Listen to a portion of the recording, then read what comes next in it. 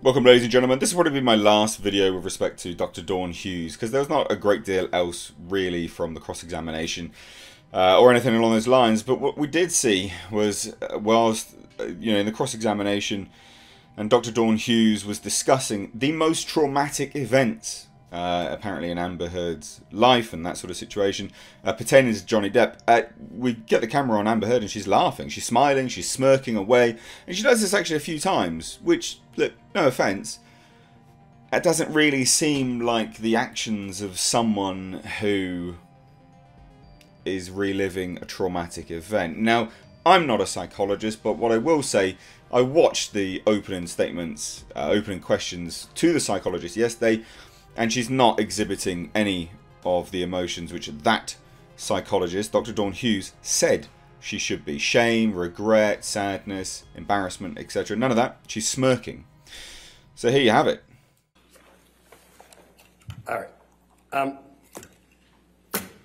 So what this references is the event you said was the worst, and what you have filled in here is 3 words. IPV by Johnny, right? Correct. All right. And then what happened is the next box, and you've not written a single thing in the box, right? Because I've already spent 20 some odd hours with Ms. Heard, I know what goes in that box. If you look at the top, it says administer the LIFA-Check checklist or an other structured trauma screen. That screen had already been conducted. Right, but there's a box on the gold standard test that asks what happened, and it says, how old were you? How were you involved? Who else was involved? Was anyone seriously injured or killed? Was anyone in life danger?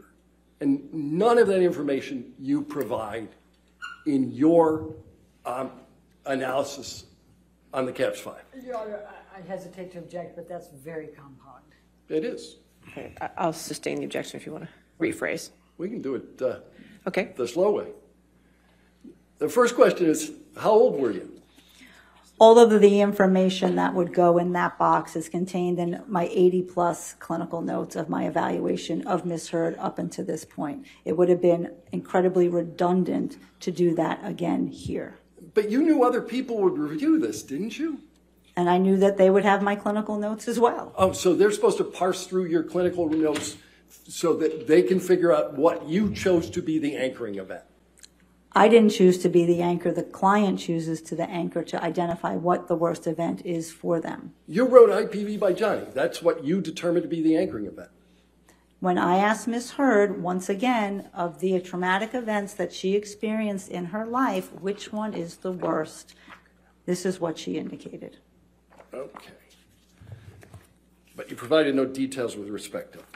There are a plethora of details in my 80-page, is a handwritten, single-spaced clinical notes.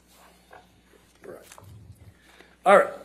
Let's go to the next page.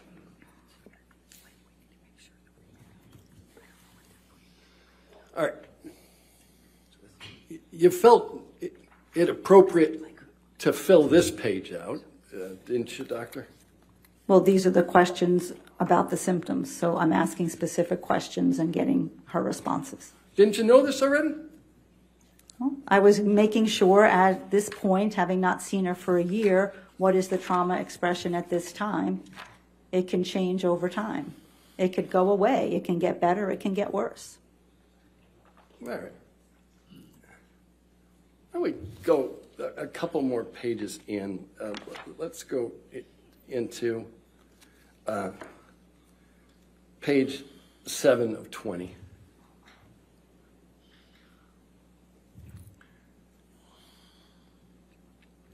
Now, there are a couple of boxes that you filled in on this. Let's look at item 5, B5. You don't provide any indication of what kind of triggers, what kind of reminders trigger these reactions. She answered that on the previous questions. All right. And you didn't provide any answer as to how long does it take to recover? She has some difficulty recovering. Okay. And then there's this question that says, how often has this happened in the past month? Number of times. Correct.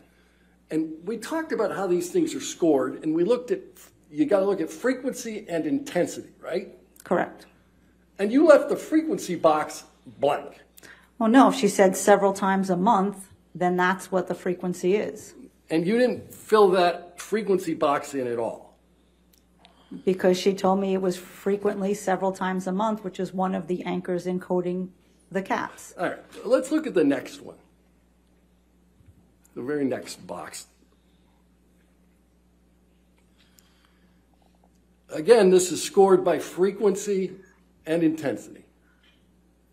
How often in the past month? Correct. Blank. Pardon? How often in the past month? You left that one blank again, right? She tells me it happens at least twice a week, so certainly I could multiply 2 times 4 and put in 8. And you certainly could have written the number 2. But it wasn't 2, if it's Oh. happening 2 times a week. All right, so 2 times a week towards times the number of months. Now you got 2 digits instead of 1, right? That's all it took to write that down. This is in a 1-month period, so it would have been a 4-week period. How often in the past month? That's what it says. Correct. You You said chose months. not to answer that question. Let's look at the next page. Again, scoring is frequency and intensity. How often in the past month? Again, you left it blank. If you look on the right-hand box, that is where we are indicating the frequency and the severity. If you can see where I circled moderates happening more than twice a month, that's where I am indicating the frequency of the symptom expression. Okay.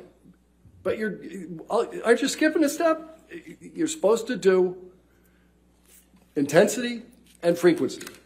And when somebody says it's happening more than twice a month, that is a frequency indicator. All right. Let's go to the next box.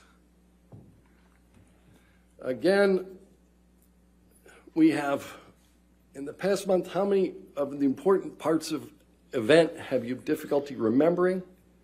Number of important aspects. Didn't fill it up. Well, I listed 2 specific incidents of where she indicates she has important aspects that are missing. But all you had to do was put a number in here. You know you knew how to score this thing. Well, this measure actually doesn't get scored by the frequency. All right, you know something, you're right. Let's look at the next one. I know.